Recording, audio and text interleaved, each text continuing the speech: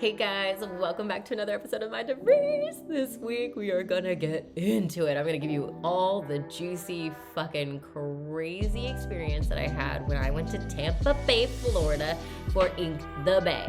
And I'm telling you, they told me not to go, and boy, I now know why. But before we get into it, gosh, what's going on in my world right now? I opened up 2 more slots for VIP. This is my 3-month or 6-month container. This is totally hands-on, where we go in and out. I'm talking about inner work and outer work to scaling and growing your tattoo empire and really doing this from the inside out, building this holistic, thriving, sustainable business from the inside out. And right now I have a couple amazing people in my space right now, which is so fucking awesome. And what I'm finding is that there is a lot of inner work that we do in these spaces. And what I love about this container is that it's not just about there's no just talk therapy. We're talking about somatic healing. We're talking about meditation. We're talking about inner child work. We're talking about, parts work, psyche work.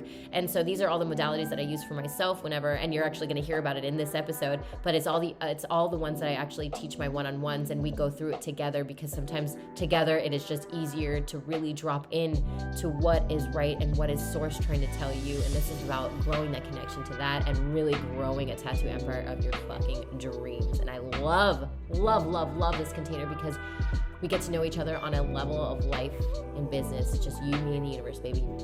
I also have a brand new program coming out, which I'm so excited about, and I'm not going to tell you the name of it because it's so juicy, it's so good, but it will be about this work.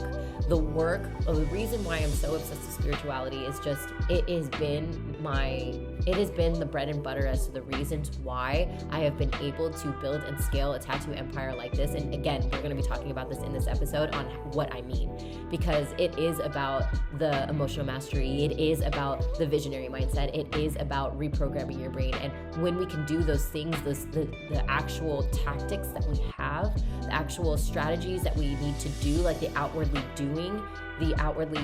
tasks in our business become clear. The how becomes clear when we are clear to source energy, when we can clear the connection to that energy, to that life force, to oneness that we know is going to give us the answers to the pathways that are meant for us. And so if you are interested in this, there is a sign-up sheet, there is an email list, and for anybody that is on that emailing list, you will get a juicy something. You will definitely get early bird, something special, all the good stuff. So you're gonna wanna get in on it if that sounds like you. And this is for all creatives. I'm not just talking about tattoo artists. I am inviting everybody in this space, because everybody could use this work and they can all utilize it within their business. All right, guys, so let's go ahead and talk about what happened at Ink Bay. You're gonna love it. It was a great story. It was definitely a wild fucking ride, and I learned a fuck ton from it, and I am a better woman because of it. A better leader, a better artist,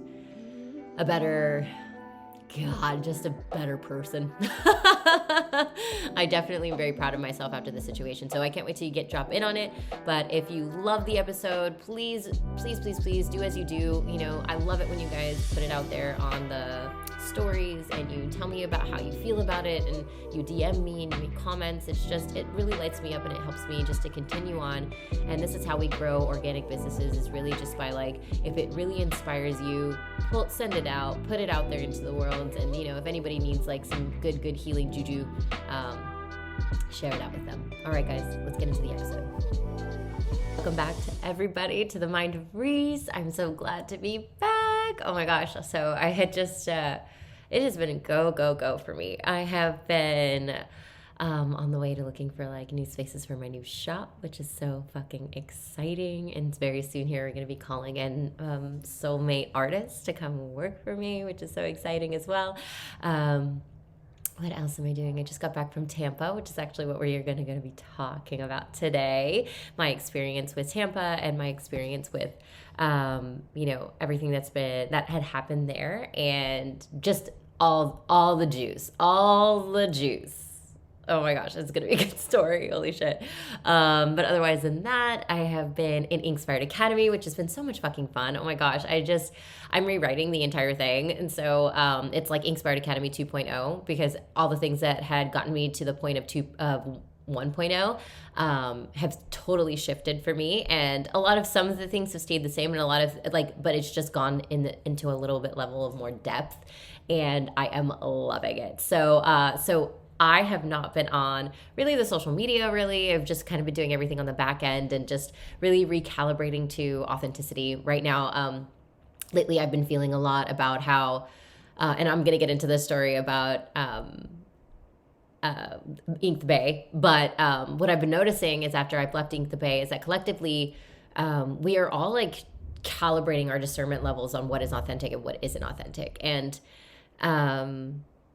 what I've been noticing is that as we are collectively, as a collective, as like one consciousness, we're all understanding that like, whoa, we're starting to discern this much faster and much better. And we're starting to see things as they are, and starting to really follow our true north, our like soul alignment, our, following our inner wisdom and source and the universe telling us like, oh, giving us this discernment of like what is authentic and what's genuine, what's not genuine.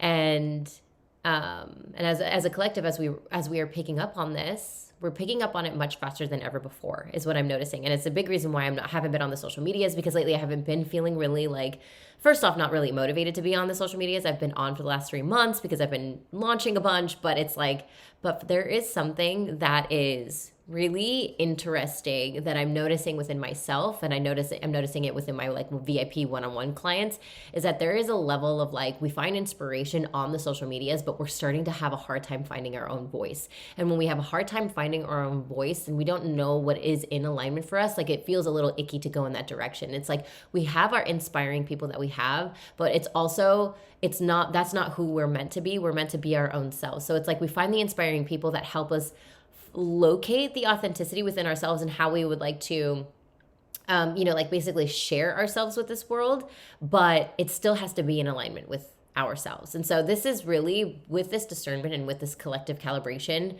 of discernment, it's really helping a lot of souls find each other much faster, because what's happening is it's creating this polarization. It's helping those that aren't in alignment with you fall away from you, and those are getting closer, and those who are in alignment with you get closer to you. So it's like me feeling like I need to stay in my integrity and stay in my bubble and be in my integration moments. It's like these are the times that I take my time off away from social media, away from like any extra things that doesn't, just basically any extra noise. Like I'm dimming out the noise from the outside world, and I'm allowing myself to be my true north. And so as I zoom out, it keeps me in check to my own authenticity, to call in those people because of this polarity. And so me being super empathic and super duper spiritual, this connection that I do have with the universe and with spirit is very, very strong, because I practice this connection, and every single day of my life, I work on it every single day. And so that gets stronger and stronger. And I just know that that's the truth of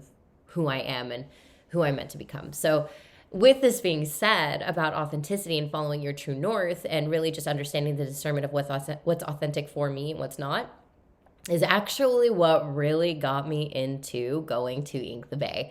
Now, oh man, everybody and their mama had emailed me, DM'd me when I had said that I was going to Ink the Bay. I announced it publicly. I got a lot of DMs, which any of you listening that sent me one, I love you and thank you so much for good looking out. And just warning me about the show, warning me about how people were treated at this show, warning me about the disorganization of this show. And although I had heard all of these things, there was still something inside of me telling me that I needed to go. There was still something there that was like, I need to go. I don't know why. And I did really ask truly, was this my ego or was this intuition? Because, when someone asks me to go teach my seminar, I am like pretty much on the plane ready to go. Like at this point of my journey, when it comes to going to tattoo conventions, like if someone invites me to come to a tattoo convention and offers me, certain stipulations and certain gifts or certain just things just to get me to go there, the one way that people can mostly get me to go there is if they're asking me to teach a seminar, because I just love teaching the seminar. I'm absolutely obsessed with what I teach. I'm obsessed with getting people to thrive in their own businesses. And so for me, it's not about tattooing at the conventions anymore. It's more about like how can I help the collective in this industry? And so when oh gosh, what's his name? I forget his name. Gosh, I can't believe I forgot his name because it was like, it burned into my brain after this whole situation was over. When the owner of Ink the Bay had invited me out, he was like, we'll pay for your room, we'll pay for your booth, and you get to collect all the money that from the people that sign up for your seminar. And I was like, awesome, perfect. Let's continue to do that. Like, I was like, that's awesome. Cool. Like I pretty much, if you're going to ask me to do the seminar, I'm going to probably just do it anyway. So it's like all these other things that just were like cherries on top. Like I didn't ask for it. He offered it and I was like, okay, cool. Like, yes, definitely. Like count me in. And so what ended up happening was I started to get all these DMs and emails and things like really warning me from not going. And even people that I knew, and like knew personally, had posted about this show and saying like not to go.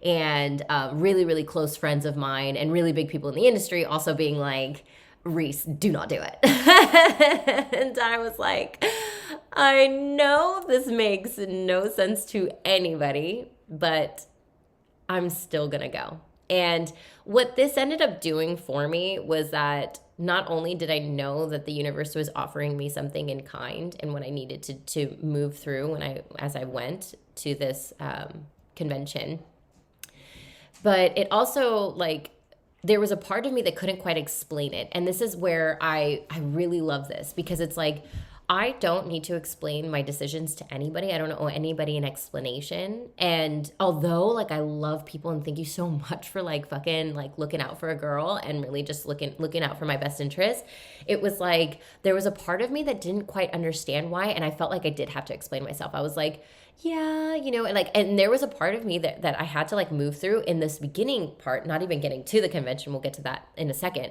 But at the beginning where I was like, wow, there is a sense of people pleasing within me that needs to like explain myself to these people and why I'm going, or even just like justify it at all. And there were like certain reasonings going on in my head. I'm like, well, I'm already signed up, so I'm already committed. Like, let's just go. And as I am committed to a fault, it is one of those things, not to a fault, but I'm committed because I'm devoted to my people. As I started getting closer to the date, of course, more and more people were telling me like, don't go. And especially one of my really, really good friends who I'm super duper close with, Pooch, who I love you, buddy, who hit me up and was like, Reese, don't do it. And and it's like I hold him to such respect that I was like, I had this like weird, interesting, like, ooh, like people pleasing within me that was like, oh, I don't want to tell him that I'm going. You know what I mean? But then I was just like, no, like I love you. Thank you so much. And I'm going. And thank you. At this point, everybody has just given me a low expectation bar. So all in all, if it totally sucks, if something is like totally awful, then, I didn't have high expectations. So awesome. But what this also did was that like, before, anytime I do go to a convention where there's stipulations around like me coming because they want me to be like a headliner there so that I can ask people to come, I do hold contracts. So to all of my artists out there who, just in general, just to cover your ass, like I want you to look at your business as something really high end. Like it is a high end, it is a corporation, like it is a true through and through business. So when we don't look at our businesses or we just look at handshakes as like a way of agreement, I don't agree. I'm like, I used to be like that. I used to just be like, oh, everybody in their integrity. But no, I'm all about contracts these days because there's two things. One, you're basically covering your ass. So I made, what's his name? Dang it. I can't believe I've forgotten his name. It'll come to me in the random moment. I made Ink the Bay sign a contract. I made them sign a contract. I make everybody sign contracts. It is what it is. And especially Ink the Bay because I got it so early on that there was like issues with the show. And so I was like, all right, well, if this guy's going to promise all of these things for no other reason than just to promise them and to get me there, then I'm going to make him sign a contract. And he was so quick to sign that contract. It was like we had it drawn up by lawyers and everything like that. And it was just like, perfect, cool. So he signed this contract. So I was like, worst comes to worst, everything on this contract is getting done. Now, if he doesn't have the convention or something like that, that's a totally different story. But other than that, the room is covered, the booth is covered, and I make 100% of the money for my seminar. So done and done. We had all of that, and we had all the stipulations on when I was supposed to be paid, when I was supposed to be getting certain things, all of this stuff. So all of the stipulations are in here in this contract. So I do want to say that, like, treat your business as a business. It is a business. Like, we look at our art and we're like, oh, we're artistic and we're just flowy and fun, and we forget that there is a business aspect to it. And there's an energetic exchange when it comes to contracts. So when I have like my students sign contracts for Inspired Academy and things like this, like contracts are, once they're signed, and especially if drawn up by lawyers and stuff, like contracts are like mortgages. The moment someone wants to get out of a contract is the moment that I could actually take it to court if I wanted to take it to civil court and sue someone. Like, and it would most likely win because you are bound by a contract that you signed and you were very like aware of signing. And so it's like this energetic exchange holds people accountable. It's like, whoa, I'm literally declaring that I am making this commitment to this person, and she with me as well. So we're both making this commitment, and we're both going to deliver on it, and we're both going to be men and women of our word, right?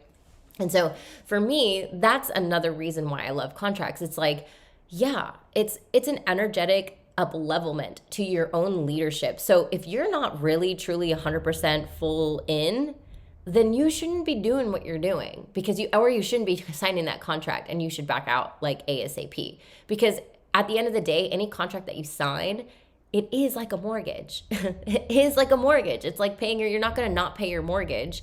You're like, oh, well, this lease isn't that big of a deal. It's like a rent. Like, oh, it's not that big a deal. It's a lease is a lease. It doesn't really mean anything that I signed this contract. No, every contract that you sign is basically like that. And so if someone wanted to take you to court, they can. And they most likely win, because it'd just be a case, open, closed case. You have a signed contract by you that you said you were going to do these things, and you did not do them. And there you go. Like, that's case in point. So I covered my ass with a contract that was signed before I even got, before, like, I think this was like 2 months prior to me even like starting announcing it. And of course, as people are starting to tell me that like I shouldn't go, I'm like, well, I signed this contract as well. I'm going to be there. I'm allowed to break the contract because I'm not breaking anything. I'm not breaking any of my commitments, considering the fact that I did do X amount of social media posts for the show, and did my thing. So yeah. So I have my ass covered. I'm following my alignment. I don't know why. I'm just going to follow it, but that's the way it goes. It's not supposed to make sense when things are aligned. 98% of the people in this world, we call them 98%ers. Like 98% of the people in this world aren't going to understand what you're doing, why you're doing it, your dreams. They are going to project all of their ideas and why they think that you should or shouldn't be doing it because of what they believe is possible for themselves. And so for me, it was like, no matter what happened, you couldn't have talked me out of it, because this is what I was feeling like I needed to do. And I couldn't talk myself in or out of it, because I was just like, I don't even understand why I have this level of commitment and conviction to go to this thing. But at the end of the day, no matter what happens, I'm going to be an up-leveled leader because of it. And so as I am so committed to mastery, I'm so committed to becoming, to who I am becoming, not necessarily the outcome. I'm so committed to who I am becoming. I was like, well, I'm just gonna trust that this is what I'm supposed to do. So at the days coming through, it was really hard to get the I laugh because this is a really crazy story. Because it was really hard to get the, what is it called? The confirmation for the hotel room. So me being me, I'm just like, well, you know what? For me, I don't handle that kind of stuff. I don't want to be the middleman. I don't want my energy to be lowered in order for me to show up as my highest creative self in any given moment. So, of course, I hire people outside to do that kind of stuff. Anybody that's answering my emails, anybody that's answering any of the contracts that I have with brands or whatever else that it is going on. It's like with my sponsors and stuff. It's like I have people to facilitate anything that I need to get done so that I can always be in my creativity. Now, I outsource that because that is worth it to me. To me, my energy is everything. My energy is my strategy. If I'm not in good energy because I'm trying to handle all the back end and the money and all this other stuff, then I'm just feeling like I'm being drained and it's energetically depleting. That's why I hire someone to do it. I recommend everybody having help to do the things that you don't want to be doing. Like, I don't want to have to be the one that's like, hey, did you pay me today? But also, I'm going to show up with my good ass graces. It's like, no. So I have, Kayla, my assistant, my beautiful, wonderful, amazing assistant, handle it. And she's been trying and trying and trying. Finally, we got a confirmation. We get there. The room is not paid for. It was booked, but it wasn't paid for. So I was like, okay. So gave the person my credit card. And this was on the Thursday. So, Kayla is basically the middleman to all of this. She's texting him and letting him know what's happening. He's like, what? We'll get this handled. No big deal, all this stuff. And so we're like, okay. So Thursday runs around, Friday goes in, and we go to the show on Friday. Now, I will say, as we get to the show, it's on the fairgrounds, and honestly this show had so much potential. Like, it has so much potential. It just, who's running it shouldn't be running it. And the moment he's no longer running it would be the moment that I may go back. But I just recommend that they just call it something completely different, because the name already has been blacklisted to so many other shows and things like this. This story gets crazy. I didn't know any of the details to this. So I was only told that it was a disorganized show and that I shouldn't go and that they don't treat their artists right. And I was just like, okay, well, sometimes when it's early on and people are just way in over their head, for me, it's okay, well, if he's just weighing over in his head, maybe this third year that he's doing this is going to be much more organized, because, hey, he's learned from the first 2 years. And so far there's this sense of just a little chaotic, but it seems like people are trying, you know what I mean? And so I get to the convention, of course, I have no booth. And I was like, okay, no big deal. Where do you want me just to set up? Is there an empty one? And so they really quickly, put me up in an empty booth, in the front, all good. It all worked out. I ended up meeting, who I thought was the assistant. His name was Waldo. And he owned Black Panther needles, and he was absolutely incredible, super genuine. He's like, Reese, we'll get this all taken care of, just give us all the stuff, and everybody on the staff was so kind. I was just like, wow, this is really great, awesome. And they knew who I was. They were like, Reese, you're here. And I was like, oh, awesome, okay, cool. I never expected anybody to know who I am. I just the only thing I'm there for is just to make people feel really good, and tattoo some really good tatties, teach people some stuff that I'm really, really passionate about. And, that's it. That's an achievement. That's success to me. At the end of the day, I'm showing up for my clients. I'm showing up for the people that signed up for my class. That's it. And so, yes, I have no booth, no big fucking deal. Put me somewhere. No big deal. Okay, so I, set up, we're all set up, we're doing the thing, and I finally get to meet the owner, which I cannot believe his name is totally falling away from me, but I finally get to meet the owner. Maybe it's because I'm trying to block it from my brain. So I finally get to meet him, and this is where I start to feel a little of that sensation within the body that tells me something is inauthentic. And I was like, huh. And not only just regular telltale signs, the man can't even look me in the eye, and he's running around, and there's a sense of avoidance in this too. He's trying to avoid me almost, because I don't know if he thinks I'm upset, but we don't get me wrong, we texted and emailed him almost every day to get that confirmation for the room. And then when we got there and it wasn't paid for, you best believe that my little bulldog of Kayla is going to be like, oh, rah, rah, rah, rah. Yeah, bro, where's the thing that you promised us? And at the end of the day, I'm just like, yeah, bro, like what's going on? So I'm still in my, hey, I'm not going to make anybody feel uncomfortable phase. I'm just going to be like, this is going to get handled no matter what's going to happen. I'm good with it. All good. I'm going to allow Kayla to continue to handle it. So Kayla goes up to him and is like, hey, what's the deal? Can we get this signed? And he's like, well, we need this slip authorization form. So we got it for him and we sent it to him via email. He's like, I haven't filled it out yet. It's just been so busy. We're like, that's okay. We just need to get this done ASAP. And yeah, so then the day comes and goes and all is well.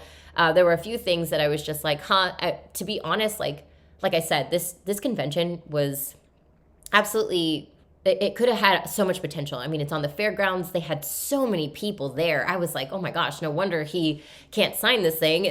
Not can't sign this thing. And there's no real reason, but like, no wonder he looks so busy. It's not just a tattoo convention. It's like a whole fair. Like there were ponies and dogs and pet skunks. And then you had all these vendors for food, and it was bananas. It was like a lot of art, and there was obviously a full room of tattoo artists. And yeah, there was a lot of things going on. And to be honest, like the food trucks, clutch. It was a lot of fun. It was just like the fairgrounds. It just felt like a fair, like a little fair, no rides, but just a little fair. And it was good for kids. It was good for everyone. So I was like, all right, this seems like way different than most tattoo conventions that I go to.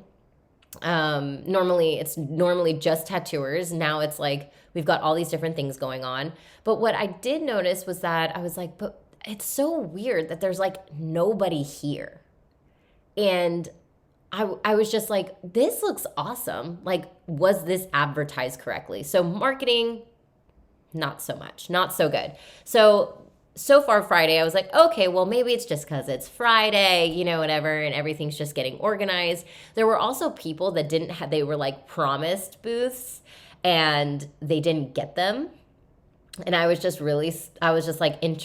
okay, I was expecting that because that's what I've been warned, and I felt bad for those people, but they seem to be okay with it. They're like, yeah, he always promises me a booth. It's no big deal. I'll just do it right here, whatever. And, and so it was what it was. Met some cool peeps. And honestly, like, as far as like meeting people, I was just like, wow, this is really sweet. Like, I've never met, like, sometimes people do come up and are like really, really, really kind, and they really love my content, and they really just like love what I have to say.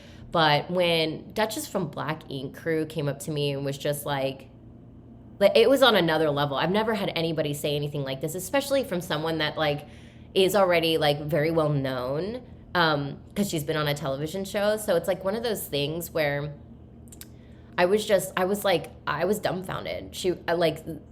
A lot of times what happens in this industry that I have noticed and that I'm noticing starting to shift is that before there were a lot of people that were so unwilling to admit that they are inspired by someone, or they're so unwilling to admit that like it's, they look up to someone because they don't want to look up to anybody because they want people to look up at them. You know what I'm saying? There's a lot of ego in this industry. Now, when this happened and when she came up to me and was just so kind and so sweet and just, I was just floored. I didn't know that I had such an effect on her and her team. And I was just like, she was like, I send everybody from my shop to your classes. Like, they're not, she's like, you have to be, you have to be investing in yourself. Like, I was just like, wow. I was so like, I was speechless. I was just speechless. I was just like, and it made me really realize how much I really love this industry and how, we can create change at any time as long as we are willing to change ourselves and are willing to put ourselves out there in a very authentic way. And so me just doing me, and even with all the bashing, you just like never know who's orbiting you. I didn't even know she was following me. It was just one of those things where it's like, these are the reasons why, like another reason why I really love convention is that you'll find people that will come up to you and just be like, hey, I just really love your artwork. And you're like, whoa, like I had no idea. And so you have to, like, this was a really beautiful reminder that there's a lot of people always orbiting you, and everything that you put out in this world is a value. It's an asset to getting to know you better. And when you think about your content as assets, it's like, instead of just showing up just to show up, it's like, how can I show up and bring value to my community? And that's that's the question I ask myself every single day. And so how do I show up to bring value to my community? And then, like, when I go to a show like this and all of a sudden someone comes out of nowhere that I've, like, known and didn't even know that they knew me. And the only reason why I know her is because I know that she's been on television. And, you know, once upon a time I was on Black Geek Crew as well, but not on the same show as her. It was just like, it's like, it kind of just, like, it's, like, really sweet, you know? And it was like, even with, like, Pooch knowing me, or, like, other people in this industry that I would have no idea that even know me and know about me or know of me or know even of my work. It's just like, it's of course, it's like, wow, okay, I'm making an impact, and that's awesome. And so I will say that this was one of those shows where a lot of people were so willing to just be like stop and tell you, wow, you're amazing. Whereas I've been to other shows where, of course, people are like, you're awesome and I love you, and then they'll walk away or whatever. Or they wouldn't even say anything. They'll just, like, take a photo, a little sneaky photo, and then they'll post about it later, you know? But this was, like, a really, like, interesting group of people that were just like, no fucks. Like, yeah, I fucking find that I think you're fucking awesome, and I want to tell you to your face. And I'm just like, that's really cool. And I really love that, because I love going out of my way to go tell strangers that they look pretty today, or that I really like that shirt or their shoes, or, you know, I'm not afraid to, like, say things out loud to people.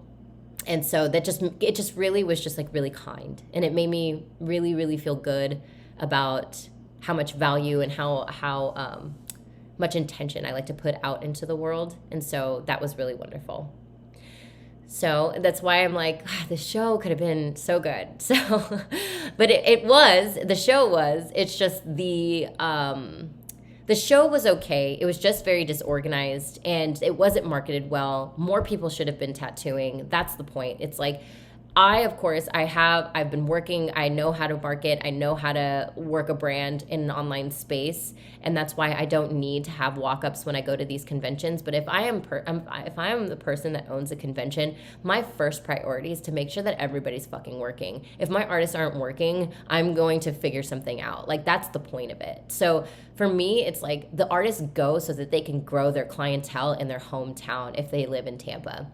And then it's also for other artists to come out and to meet and to network, and, you know, and that kind of thing. And so there was a ton of networking going on for sure, but there weren't a lot of people in this convention, and there was a lot of people not tattooing. There's a lot of people just sitting around, practically doing nothing, inviting their families. Like, there was just a lot of kids there in the tattoo booths, which I'm not my favorite thing in the whole entire world. I need some space when I'm tattooing, and if I have kids screaming behind me, I'm just like, bro, not the time. So yeah, like I just there was a lot of disorganization there, and it wasn't marketed well. So would I recommend it to a lot of tattooers? No, probably not. Would I ever go back? Probably not, unless it was owned by someone else that was a little bit more organized and had more integrity. So let's get into that part.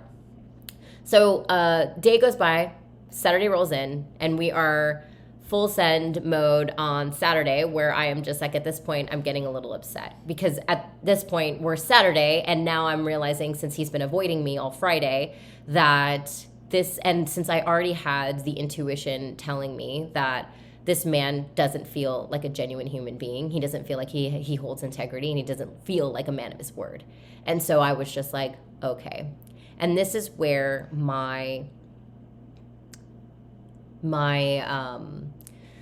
this is where, like, my own personal shit starts to stir up, where I start to feel like a fool. I start to feel shame. I start to feel all of these, like, feelings within me, like I'm an idiot. Oh, what are people going to think of me when they realize that, like, they were right? Well, all the people that told me, like, I shouldn't go, and I told them, hey, I'm going anyway. You know, all of these little things are conjuring up within me. As a human, this is the truth of it. This is what's happening. But the best part is that what this offered me, which no other tattoo convention could have ever offered me, because always the tattoo conventions more than likely go on without a hitch. Like, there's never an issue. I get there, the room's good, the booth's good, everybody's making sure I'm good. Like, I've never had a problem. It's always like, so if I never had a problem, I never have a moment to up level as a leader. I never have a chance, not often for this particular thing, I won't have a chance to really see all of the work that I've put into my own healing practices put to work. All of the modalities, all of the tools, all of the time spent, I utilize to make sure that I'm good, that me and my inner wisdom is good, that me and my connection to source is good. And so when shit hits the fan, it is the initiation moment that the universe is like, all right, you've done all this work, we're going to put it to the test, and we're going to see what you do. And this is me becoming. This is my devotion to me and my mastery of becoming who I am. And so in this moment, when I'm having all of these shame spirals, I'm having all of this anxiety roll up. I have an anxiety and for like so long, when I'm starting to feel anger and just like feeling taken advantage of, like all of these things are coming up. And it's not just like this one person taking advantage of me. This is starting to roll back where I'm starting to feel memories of like me and my childhood of getting taken advantage of as a child and, feeling helpless and hopeless. And it's like, all of these things from my past that really like, you don't know if you've moved through or not until they come up again. You're just like, oh, here they are. And so the moment that happens, I get really aware of it. I start to look at it from an observer's perspective. I start to look at it from my conscious observation. And I zoom out and I'm looking at all the parts of me that are feeling some type of way, feeling taken advantage of, feeling like a fool, feeling all this judgment, feeling guilt, feeling all of these things come up, and I'm like watching it and I'm allowing it to be felt and I'm sitting with it. And I'm like, okay, what can I do right now for myself? I can't do anything but hold myself in this. And so I'm holding these emotions and I'm like, okay, I need to go work out. So I get up and run, even though I'm so tired. I'm like, nope, go ahead and go get it, like a little quickie run, go for a stretch, and then meditate. And sometimes during conventions, I do have a really hard time meditating. I'll find like maybe 10, 15 minutes, but this convention, I was like, I need to go into the quantum. I need to be in the space with me so I can hold me and know that I've got me, that I find safety within me, because that's the only place I'm going to find safety is within me. And so no matter what happens, no matter the outcome, I know I've got me. And so I'm holding this space for all of these emotions. And what ends up happening is that they end up getting to process, because what happens when you allow yourself to feel the feelings that you don't want to be feeling, the feelings that you're like, no, those are not good feelings to be felt, because we are taught that we're not supposed to be feeling those feelings. We're taught to just smile and be happy and go on and act like nothing ever happened, or cut your losses, Reese, or whatever. So I'm holding these feelings and I'm just allowing them to be there, holding them in this space, being like, listen, I'm going to parent all of these psyches within me, my inner child who's really feeling bummy right now, my inner judge who is, I'm doing parts therapy at this point. So I'm doing parts therapy within myself. Is what we call parts therapy. It's like different psyche parts. Then I'm doing somatic healing, where I'm actually feeling it within my body and allowing it to be felt. Then I'm doing meditation work, so I'm getting more into my body and out of my head, and not allowing the stories to run away from me, so that I continuously stay in those feelings, those really, really intense feelings that really honestly aren't serving me at all. So I don't allow myself to ruminate and start talking about what I'm gonna do, what I'm gonna do this and all this other stuff. I just get really clear on the feeling and I stay with it, because I'm gonna stay in the present moment, because I know that in the present moment I can change. I can change anything that is happening within me to change everything that's happening outside of me. And so that's what I did. I stuck with that feeling. I got up and I was like, all right, I'm gonna be okay. This is no longer Kayla's deal. I gotta talk to the man, because it's obvious that he's not going to take her seriously, and this is starting to become a problem. And if I don't speak up, and if I don't use my voice, and I don't hold that boundary, I am going to be doing myself a disservice in this moment. And I need to make sure that I'm good at all times. And so, because like there were the things running through my head, and I'm sure running through Kayla's head, it's like, well, we could just cut our losses. Like I even said at the beginning, I was like, at the end of the day, if I end up paying for this room, it's not that big of a deal. Like I'm not going to be like, it's not the money. But there was a level of like integrity within myself that needed to be like, no, I need to handle this because I need to up level in this. Like, this is something where oftentimes I don't really want to deal with confrontation. And so this was me being like, this was the universe telling me like, hey, this is an opportunity for you to rise to the occasion and to utilize your throat chakra and to use your voice and to use your authentic expression to hold a boundary and to tell him. So what did I end up doing? We ended up getting the people at the desk to print everything out, the Marriott, and they let us in on a little story of like, we've been calling him for weeks to get this payment, and he has been avoiding our call ever since. And I was like, I see. And so like, I'm starting to hear more stories about his integrity and how or lack thereof. And really it was just, I was like, okay, that's okay. I'm not going to get upset. Like, it's okay. It's fine. And so we end up getting all the paperwork printed out so that he could give us a credit card and we can sign it. And I was just like, perfect. All I need him to do is really just sign this piece of paper. And then he could put his credit card on there, or he could give me his credit card and I'll do it for him. Like, I'll make it as easy for him as possible. So what do I go and do? I see this man and I'm like, hey, can you sign this? And we have this thing here. And he's like, yeah. He hands the paper to Waldo. I have few more copies in my back pocket. And so then he goes about his day. I go about my day. I start tattooing. I can feel myself feeling some type of way. And I'm like, okay. And what I end up doing is I tell myself, okay, well, I can't feel some type of way right now. I am with my client. I want to be fully hers right here, right now. There's nothing I can do right now. So what I'm going to do is I'm going to tell myself that I'm going to be able to feel the feels a little bit later, but let's just go ahead and stay in the moment right here. So every time I leave the present moment to ruminate or to be upset or to be angry about something that I cannot control in that moment, that I have no way of controlling, the only thing I can control is what's going on inside of me. Every time I take my awareness and bring it back to the present moment is the moment that I start to change, is the moment that I reprogram my own brain, is in the moment the neurons start firing and wiring differently, causing my brain to change, to disrupt the pattern that is going on within me. And every time I disrupt the pattern, I change. And so this is creating change at literally lightning speed. Every time I get a hold, I become aware, and I come back to the present moment. I tell people this all the time, and I'm like, you are creating change every time you just become aware of the fact that you're in a pattern, that you're in the matrix, that you're in the program. The moment that you realize that all this stuff around you is not actually real. It's actually just the program, and that you could change it at any given moment. But when they are so stuck in the program, it is so hard to get them out of the program. So it's like you have to become the awareness. You have to become the quantum observer of your own life. And every time I got aware of what was going on in my body and stopped it, I changed. And I become a better leader. I become a more up-leveled version of myself every time. Even if if I have to do it 50 million times in that day because I am so fucking angry. Yes, I change. And so I see him that night. I'm like, listen, you need to sign this right now. I am not going to be dealing with this. You need to sign this. And he was like,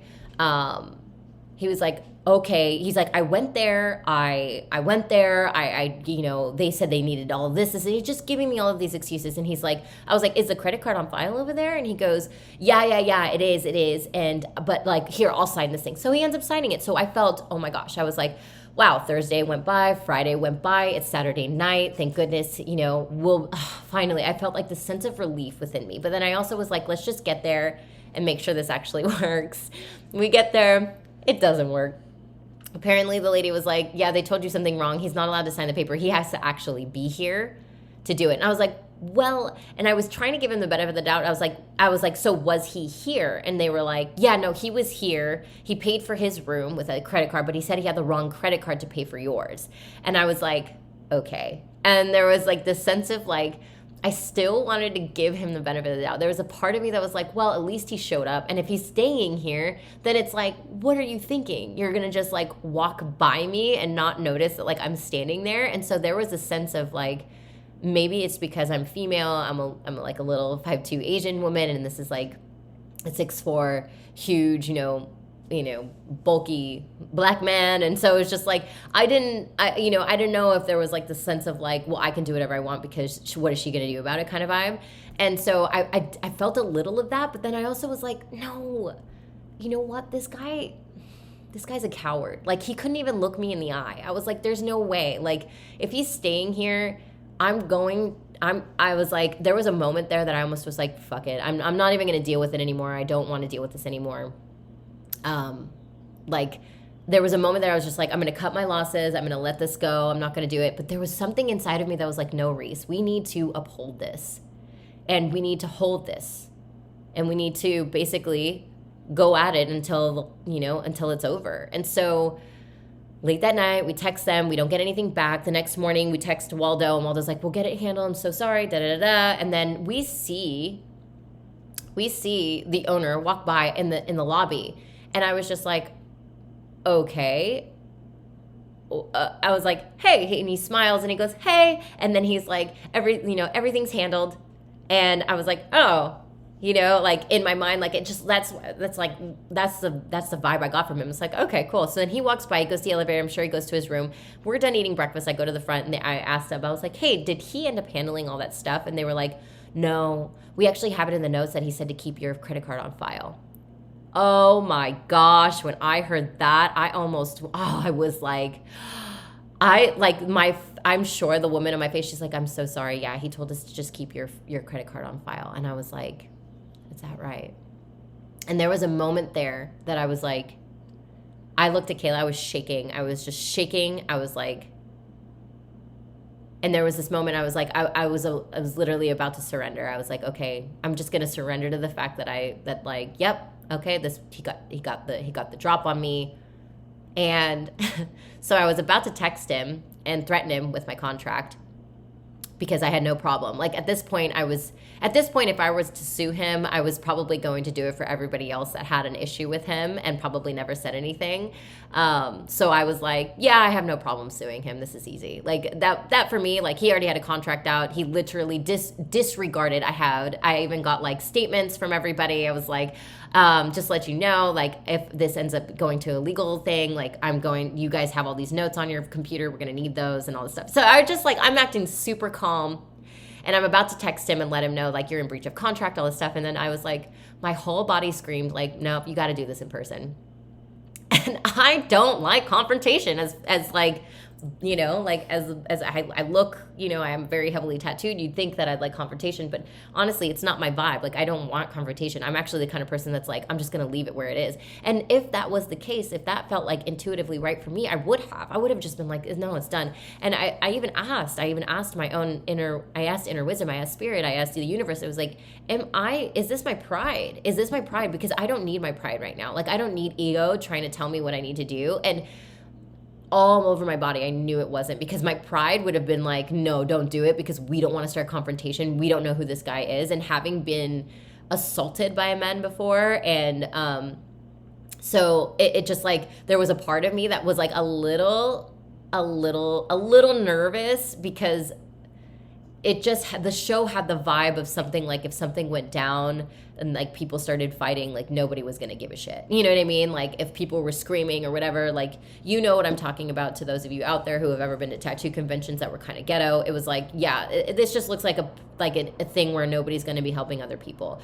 And so I was just like, fuck, that was in the back of my mind, but my whole body, my whole inner wisdom, my intuition was like, no, you need to do this in person. So I had made the decision that morning that I wasn't going to do the seminar. I was like, I'm going to tell him to get all that money back, to give all that money back to everybody that had paid for the seminar. Like, I'm not doing the seminar. It does not feel right in my body to do this seminar, and I feel terrible for backing out. But like, I cannot be in my authentic energy if I'm fucking pissed that someone actually, if someone's taking advantage of me. So we ended up going there early. I have no makeup on. I'm like pretty much in what I woke up in, because I was just seething. I was like, no, I'm out. So we broke down. I had everything ready. We were literally rolling our suitcases out, and there he is. And I don't know what was inside me. I don't know what happened.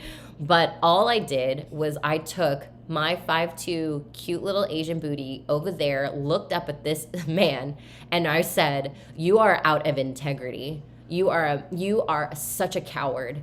And I was like, if you had no intention of paying for my room, you could have just told me so that I didn't need to deal with running around and trying to get a hold of you. You are trying to make me look like a fool, and I'm just letting you know that you are in breach of contract, and I will take legal action.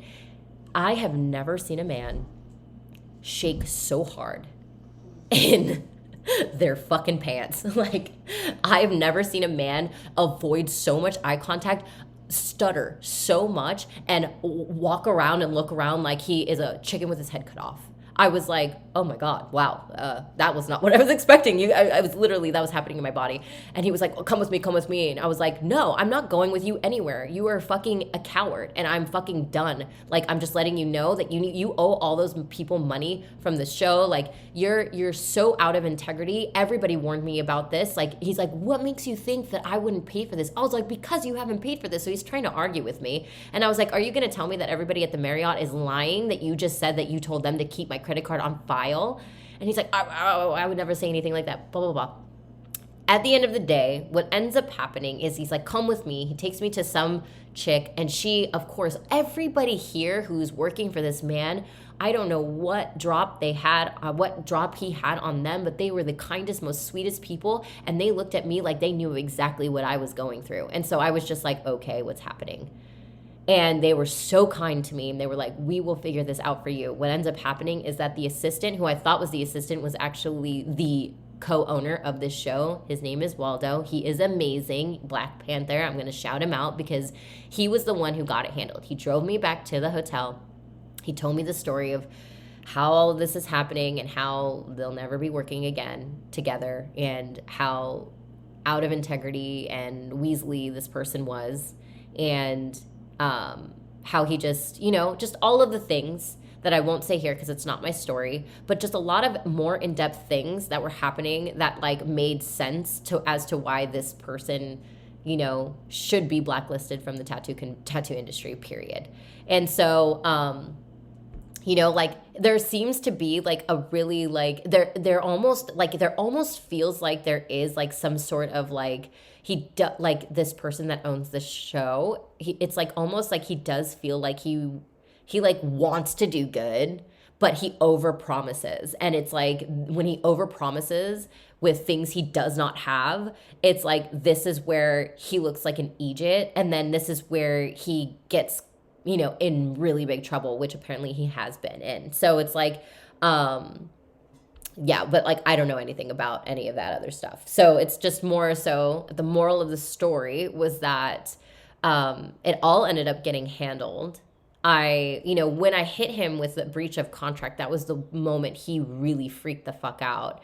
And, when his business partner, or I think ex-business partner, and now after this thing's over, I don't know, after he like handled it and told me the whole story about what was going on with the whole show, it was like Waldo stepped in to try to help with the organization because he really did want to like back this thing up.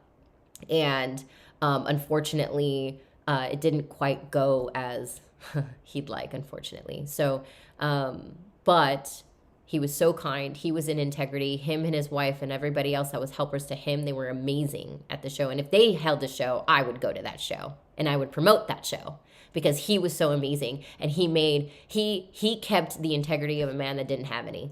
So it was just, so everything ended up getting handled. I ended up teaching that class. Waldo ended up making sure that I got the money for that class for whom I taught it for. Everybody was happy at the end of the day, although there was a lot of like grief during. What I realized after was that after it was over, I wasn't drained. I wasn't like, oh my God, fucking finally. Like, how most people are when they're in like high intense situations and they're just fucking drained at the end. The reason why was because I had the tools to hold myself in those moments when I needed them.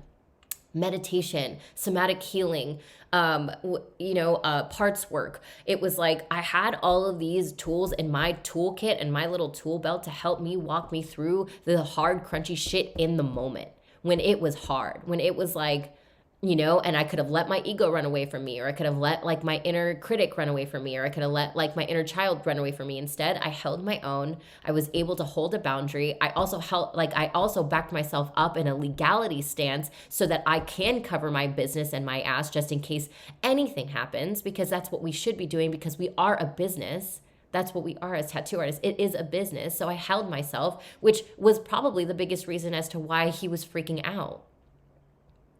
And so this is where it's like a lot of tattooers just hold good on people's word. And I love that. And I think that's wonderful. But at the end of the day, it's like, for me, it's not enough. Like I like the energetic accountability that a contract has, because then that means that you're going to take me seriously, and you understand that I'm taking me seriously, that I know I need to be taken seriously.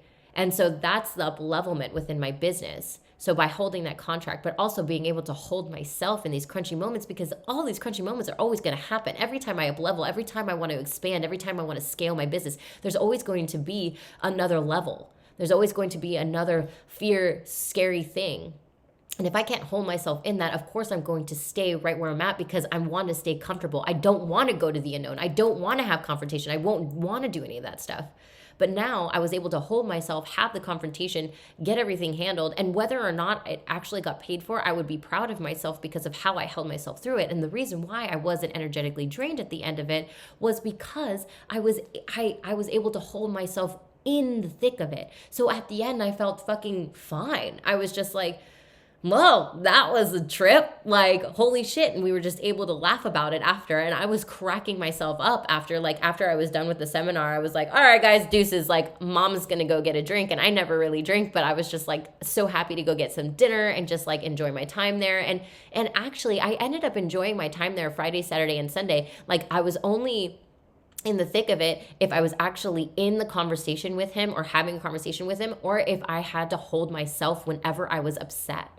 And anytime that I was having intense feelings. And so it's like, we are so allowed to have intense feelings. It's actually really good for you to know and to hold yourself in them, to know that you got you. If you can't hold intense feelings, that is a reason why most people can't change. It's because they're too afraid of those intense feelings. So what do? They stay the same. They're like, I'm going to stay in my little bubble and box so I can be protected. But at the end of the day, there's really no protection, because you're always going to have something going on. And what are you going to do? You're going to deny it. You're going to shame it. You're going to say, I shouldn't be feeling this way, and all of these things. And instead, I feel through it. I allow myself to feel through it. I allow it to live in my body. And I allow myself to almost realize, like every part in my body to realize, this feeling isn't going to kill us. This isn't going to kill us. It feels like it might. It's so intense that holy shit, like I feel like my heart's going to come out of my chest. But it's not going to kill me, and I've got me, and we can hold this feeling. And the longer we can hold it, it's called like the Buddhist death meditation, where Buddhists used to just think about dying. They would just think about like the worst ways that they could die. And, they would tell, obviously, when they're in meditation, whenever you're like, doing like intense work like this, we always offer to the universe, like, hey, this is not what I'm trying to manifest. I'm just trying to work. I'm trying to learn. I'm trying to evolve. And the universe knows the difference, bro. Like, come on. It's fucking smart. It's a collective thing. It's like, come on. It's just life force. And so when you tell it that, you're like, okay, I'm not manifesting death. I just want to make sure that I'm not living in fear of death. So I'm not actually not living. I want to live fully. So what do the Buddhists do? They meditate on what that would feel like if the worst of the worst things happened when they die, like torture or whatever else. And they just feel it in their body, and they allow themselves to feel it, and they realize they're not gonna that's an intense, super intense fucking feeling, but that feeling of fear around an unknown isn't going to kill them. And what do? They alchemize it and turn it into power and go out and actually live their life instead of fearing, something that may or may not happen. It's like, I would rather workshop around something actually happening than me not live in my authentic truth at all times, than me not live my life to the fullest at all times because of what I'm afraid of, what one thing might happen. I'm not gonna stop living based off hypotheticals. I'd rather have it happen and then me move through it. But now I have the tools on how to move through it. And this is why it's so important to have these tools. Like, this is probably the biggest part of my business and why spirituality is so important to me. And so And it's really exciting because it's a course I'm actually going to start.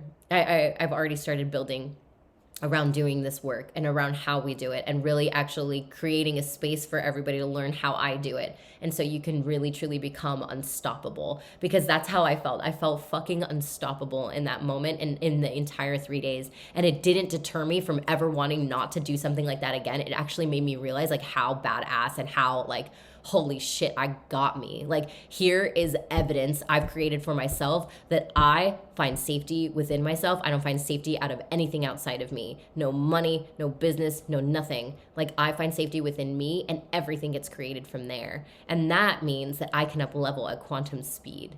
And that's what the universe taught me in this whole thing. So moral of the story is, it's like I followed my intuition. I covered my ass by having contracts because I believe that my business should be taken seriously. I held the boundary. I had the confrontation. I held myself when I felt anger, shame, and rejection, and taken advantage of, and feeling like just all of these other feelings. I held myself in them, and we took care of business regardless of the outcome. And it ended up, at least the outcome ended up being exactly how it should have been in the entire time. You know what I mean? But at the end of the day, I'm fucking proud. And honestly, I wouldn't change it for the world. I'm stoked I went. I'm stoked. Like it was a wild ride, but it was like almost liberating to know that like, you know, I like, I'm a badass. You know what I mean? Like, I was like, damn, like, I thought I was a badass, but now like I just made evidence that I am a badass. Like, I'm a badass. And it was just, it feels so good to up level from the from the inward work. And I've never felt more proud of myself, you know, I've never felt more proud of myself, period. So it's just, I love that. I hope that you guys take a lot away from this story, and you're welcome for that crazy ride of what Ink the Bay was all about. Like I said, I highly would not recommend it as far as right now. If they ever changed the ownership, maybe some time. But yeah, I just say steer clear. But hey, like, don't listen to me. Listen to your intuition, and don't listen to anybody else. Follow your true north, soul's alignment, because you never know that the reasons why you're supposed to be doing something is meant to actually up level you in such a big way. And these things are going to happen no matter what. So it's like, I'm so glad that I did it, because as I'm about to open up a shop and open up to 8 different artists, to have 8 other artists, you never know what kind of drama might go on. Although I know who I'm calling in, and I know what I definitely want in my shop, and I really doubt there'll be any. It's like there's like always these new levels that expand us even more, to hold more. And so this is what it's all about. It's about having this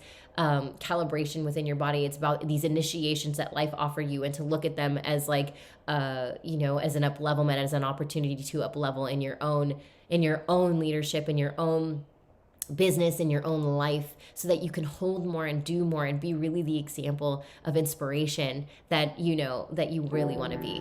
I love you guys so much, and I hope you have a spectacular day. Let me know in the DMs or in the comments how you feel about this one. This one was crazy.